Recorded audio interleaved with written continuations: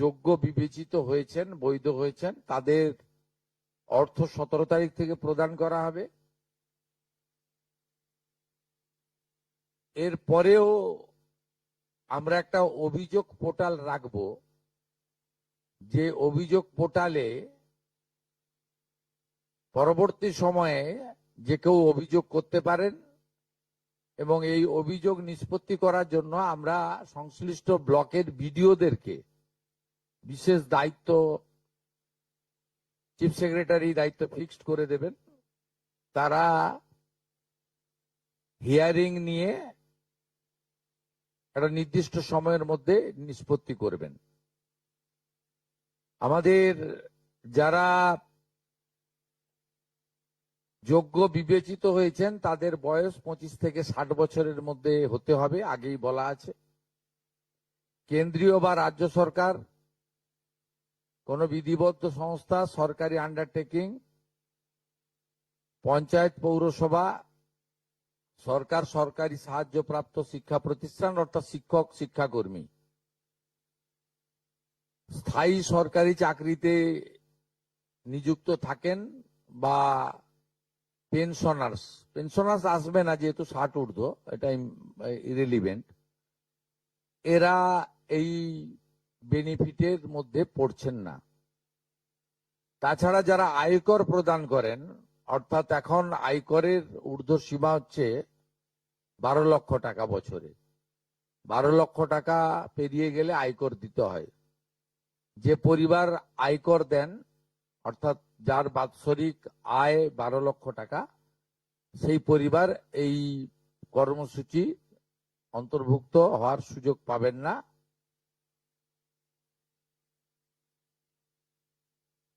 এবং যে মহিলা নিজে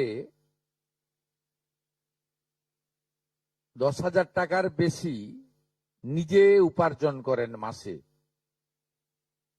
তাকেও এর বিবেচনার মধ্যে প্রাথমিকভাবে আনা হয়নি। কিন্তু এক্ষেত্রে যারা ক্যাজুয়াল, কন্ট্রাকচুয়াল, মানে বাড়ির পুরুষ মানুষরা, তাদের বাড়ির পরিবারের স্ত্রী বা অন্যরা বিবেচিত হবেন। যদি কোনো মহিলা, এটা একটি নারী অর্থনৈতিক সশক্তিকরণের স্কিম, সেক্ষেত্রে যিনি সরাসরি নিজে 10,000 টাকার বেশি উপার্জন করেন তাকে বিবেচনা করা হবে না। 25 থেকে 60-এর মধ্যে যারা 3,000 টাকার কম ভাতা পান, ধরুন উইডো পেনশন 1,500 টাকা এই মাস থেকে হয়েছে, গত মাস পর্যন্ত ছিল 1,000 টাকা, তাদেরকে হায়ারটা দেওয়া হচ্ছে, 3,000 টাকাটাই দেওয়া হচ্ছে অন্নপূর্ণা যোজনাতে। এই ধরনের যত স্কিম 25 থেকে 60 মহিলাদের রয়েছে, যারা 3,000 টাকার কম পান বিভিন্ন ভাতা, তাদেরকে 3,000 টাকার অন্নপূর্ণা যোজনার ভাতাটাই দেওয়া হচ্ছে। এক্ষেত্রে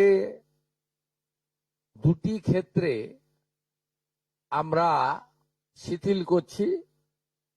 একটা হচ্ছে দিব্যাঙ্গ ভাতা যারা পান, তারা দুটো ভাতাই পাবেন। তারা দিব্যাঙ্গ ভাতা যেটা আগস্ট মাস থেকে 1,500 হয়ে যাবে সেটাও পাবেন, অন্নপূর্ণা যোজনা 3,000ও পাবেন, শুধুমাত্র ফিজিক্যালি চ্যালেঞ্জদের ক্ষেত্রে। আর পিএম কিষাণ সম্মান নিধির ক্ষেত্রে, এই দুটি ক্ষেত্রে আমরা এটাকে শিথিল রাখছি। এছাড়াও এর আগে যেটা অনেক মহিলার নাম বাদ চলে গেছিল, 3 কক্ষ বিশিষ্ট বাড়ি, এটা গ্রামের ক্ষেত্রে এক্সাম্পট করে দেওয়া হয়েছে। গ্রামের ক্ষেত্রে কোনো বাড়ির সংখ্যা রাখা হয়নি, শিথিল করে দেওয়া হয়েছে। অর্থাৎ গ্রামীণ এলাকার মহিলারা এবারে আরো বেশি সংখ্যায় সুযোগ পাবেন। তাদের ক্ষেত্রে, গ্রামীণ ক্ষেত্রে 3 কক্ষ বিশিষ্ট বাড়ি, যেটা জুলাই মাসে ওই ক্রাইটেরিয়াটা থাকার কারণে অনেকে বঞ্চিত হয়েছেন, এবারে আর বঞ্চিত তারা হচ্ছেন না। এবং শুধুমাত্র জমির পরিমাণের ক্ষেত্রেও যে 7টি কর্পোরেশন রয়েছে, সেখানে শুধুমাত্র 50 ডেসিমেলের বেশি জমির মালিকানা যারা কর্পোরেশন এলাকা, কলকাতা, হাওড়া কর্পোরেশন এলাকা 7টি, পৌর এলাকা এবং গ্রামীণ এলাকাতে ছাড় দেওয়া হয়েছে জমির পরিমাণের ক্ষেত্রে। এর ফলেও আরো অধিক সংখ্যক মহিলা, গ্রামীণ মহিলারা বিশেষ করে, এবারে আপনার অর্থ পাওয়ার ক্ষেত্রে সুযোগ পাবেন। আমরা সরকারি অর্থ নারী সশক্তিকরণ, নারীর অর্থনৈতিক ক্ষমতা বৃদ্ধি, এই লক্ষ্য রেখে প্রকৃত প্রাপকদেরকে আমরা দেব। এবং প্রাথমিকভাবে সংখ্যাটা 17 তারিখে মাননীয় মন্ত্রী মালতী রায় মহোদয় আপনাদের জানিয়ে দেবেন। 17 তারিখ বিকেলে। আমি সংখ্যাটা বলছি না, কিন্তু যে কয়েক লক্ষ মহিলা তারা জুলাই মাসে অর্থ থেকে বঞ্চিত হয়েছিলেন, এই 3 কক্ষ বিশিষ্ট বাড়ি বা জমির পরিমাণ ইত্যাদির কারণে তাদের ম্যাক্সিমামটাই এবারে আমরা সংযুক্ত করে দিয়েছি। তাই আমি বিশ্বাস করি যে আগস্ট মাসে প্রদেয় অর্থে 100% না হলেও 99% প্রকৃত প্রাপকদের হাতে আমরা পৌঁছে দিতে পারব। এবং এর সাথে সাথে অভিযোগ পোর্টালও চালু করে দেবেন। যে অভিযোগ পোর্টালেও আমাদের দপ্তরের গাইডলাইনের বাইরে গিয়ে কেউ যদি পেয়ে থাকে, আপনারা তথ্য দিয়ে সাহায্য করবেন রাজ্য সরকারকে। আর এই গাইডলাইনের মধ্যে থাকা কোনো দিদি বা বোন যদি বঞ্চিত হন, তিনিও আপনারা আবেদন করবেন এবং এটা কন্টিনিউয়াস প্রসেসের মধ্যে থাকবে। এবং আমরা বিশ্বাস করি আগস্ট মাসে যে তালিকা হবে, এই তালিকা আপনারা সবাই অ্যাপ্রিসিয়েট করবেন।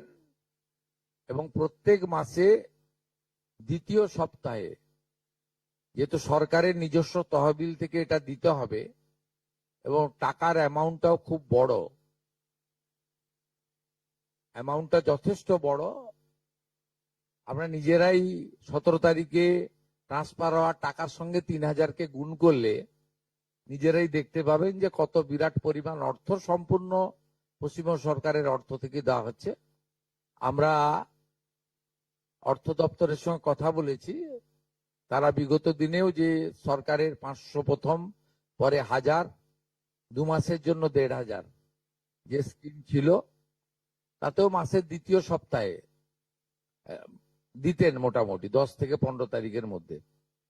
এক্ষেত্রেও প্রত্যেক মাসে 10 থেকে 15 তারিখের মধ্যে যারা বৈধ প্রাপক হিসেবে চিহ্নিত হলেন তারা পেয়ে যাবেন। এইটা ক্লিয়ার করলাম। এবং আপনাদের সরকার আপনাদের পাশে আছে।